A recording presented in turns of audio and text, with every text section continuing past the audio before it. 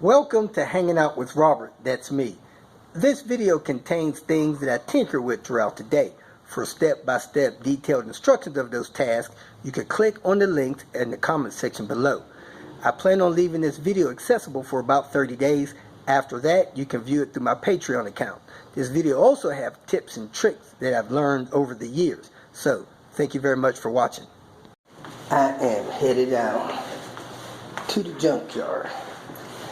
I was not planning on going to the junkyard today, but yesterday I made a mistake and left something in the junkyard that of value, that stereo system speaker for that C70, and the way I left them exposed, somebody might just snatch them up. Got one or two screws holding them in. It's actually chilly today. Snowing a little bit, the sidewalk is slippery, but I need to go secure those speakers. My mechanic actually called them subwoofers. So let's go grab them and get back to the house. Yesterday I was working on getting this wire harness out of this C70, Volvo C70.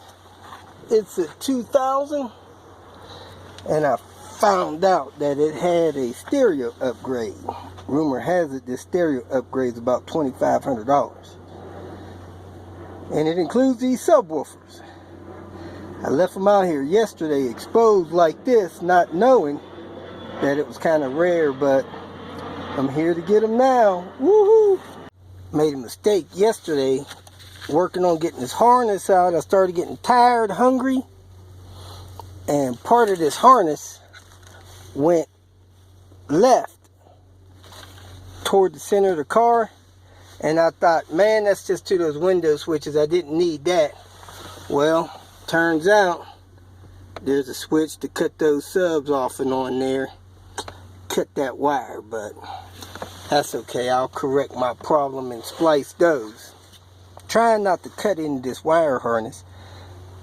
It has to do with the stereo system, because I'm going to try to get this thing installed in Queen Bee, baby!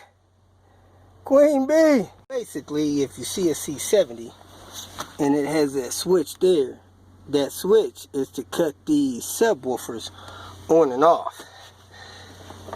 And that bottom deal right there is a rivet. So you need to drill that out, or you'll end up breaking it to get it out. One on each side. I brought my drill. I'm going to drill it out. Had two T25s and a Phillips on top.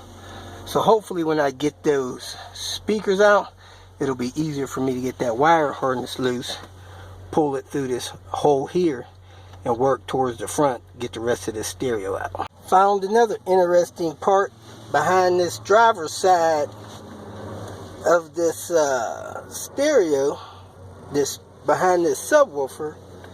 I found this part here that I'm also taking. It is the crossover network. So I'm glad I hadn't cut any wires yet, because I would have cut the wires to this crossover network stashed behind here, behind the speaker hole. You're probably not going to get this stereo out of here until you get the speaker out of here, because the wire harness is also anchored right there, which was stopping me from pulling it through.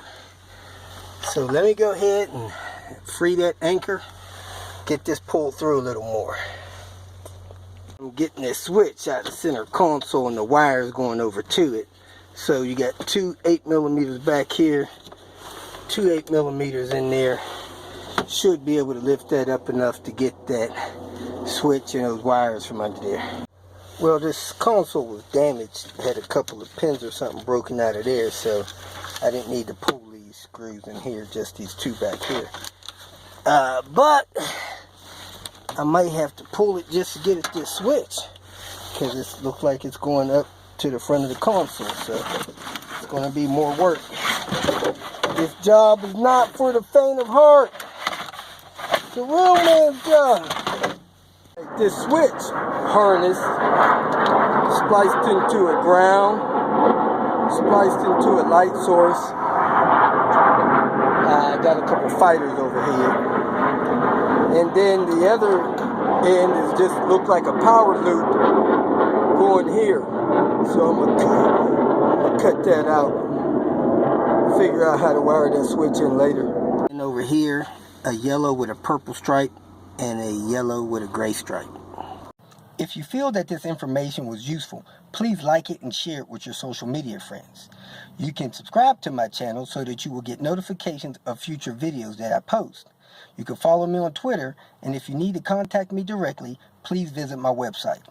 And if you have any questions, leave them below, and someone or myself will reply to them. Again, thank you very much for watching.